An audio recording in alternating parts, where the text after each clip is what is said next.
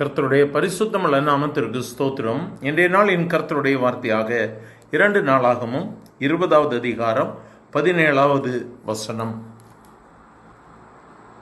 இந்த யுத்தத்தை பண்ணுகிறவர்கள் நீங்கள் அல்ல, யூதா மனுஷரே, எருசலேம் ஜனங்களே, நீங்கள் தரித்து நின்று கர்த்தர் உங்களுக்கு செய்யும் ரட்சிப்பை பாருங்கள், பயப்படாமலும் கலங்காமலும் இருங்கள். எனக்கருமையானவர்கள், இந்த இடத்துல வேதம் சொல்லும் பொழுது இந்த யுத்தத்தை செய்கிறவர்கள் நீங்கள் அல்ல, யூத மனுஷரை பார்த்து எருசலேம் ஜனங்களை பார்த்து சொல்லப்படுகிற வார்த்தை, கர்த்தர் உங்களுக்கு செய்யும் ரட்சிப்பை பாருங்கள். என்ன கருமையானவர்களை, இன்றைய நாளிலும் கர்த்தர் தம்முடைய ஜனத்தோடு பேசிக் கொண்டிருக்கிறார். அவருடைய சமூகத்தில் நீ கண்ணீர் வடித்து கதறி கொண்டிருக்கிறாய் அல்லவா, நீ தரித்து நின்று பயப்படாமலும் கலங்காமலும் இரு, கர்த்தர் உனக்காக அற்புதத்தை செய்வார். என கருமையானவர்களை, உனக்கு விரோதமாய் ஒரு கூட்டம் கூடியிருக்கலாம். உனக்கு விரோதமாய் அவர்கள் செய்யக்கூடிய காரியங்களை நீ பார்க்கும் பொழுது, இந்த காரியத்திலிருந்து நான் எப்படி தப்பிப்பேன், இந்த காரியங்களிலிருந்து நான் விடுவிக்கப்படுவேனோ என்று சொல்லி நீ ஒருவேளை கலங்கி போய் இந்த வார்த்தைகளை கேட்டுக்கொண்டிருக்கலாம். என கருமையானவர்களே, இந்த யுத்தம் கர்த்தருடையது. இதை கர்த்தர் உனக்காக நின்று உன்னோடு கூட நின்று போராடுகிறதை அநேகர் காண்பார்கள். நீங்கள் அமைதியாக இருங்க, கர்த்தர் உங்களுக்காக யுத்தம் பண்ணுவார்.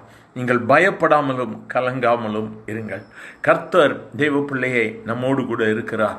அவரை நம்புகிறவர்களுக்கு சகலமும் நன்மைக்கு ஏதுவாக நடக்கிறது. இன்று உனக்கு விரோதமாய் எழும்பி இருக்கக்கூடிய ஜனத்திற்கு விரோதமாய் என் கர்த்தர் யுத்தம் பண்ணுவார். என் ஆண்டவர் தம்முடைய சேனை அனுப்புவார், தம்முடைய தூதர்களை அனுப்புவார். நீங்கள் அமைதியாக இருந்து கர்த்தர் செய்யும் பெரிய விடுதலையை பாருங்கள்.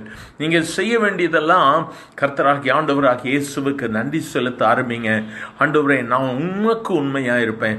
எனக்கு விடுதலை கொடுக்கிற என் ஆண்டவருக்கு நான் ஜீவன் உள்ளவரை உண்மையாக இருப்பேன். உம்முடைய வார்த்தைகளுக்கு நான் கீழ்ப்படிவேன், உம்முடைய வசனத்தின்படி நடப்பேன் ஆண்டவரே என்று சொல்லி நீங்கள் ஆண்டவருக்கு உங்களை ஒப்பு கொடுங்க. இந்த நாளில் நீங்கள் அற்புதத்தை காண்பீர்கள்.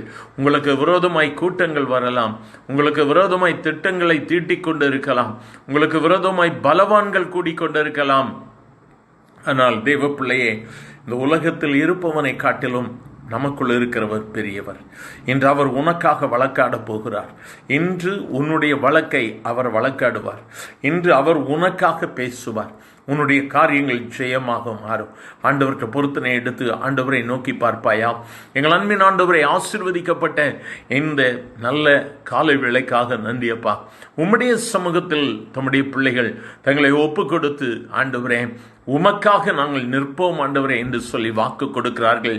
என்ற நாள் ஜெயத்தின் நாளாக, வெற்றியின் நாளாக இருக்கட்டும் ஆண்டவரே.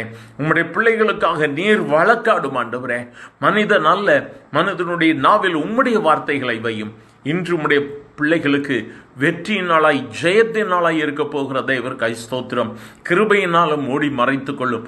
ஆசீர்வதியும் நன்மைகளினால் திருப்தியாக்கும். இயேசுவின் நாமத்தில் பிதாவே, ஆமேன், ஆமேன். கர்த்தருடைய பரிசு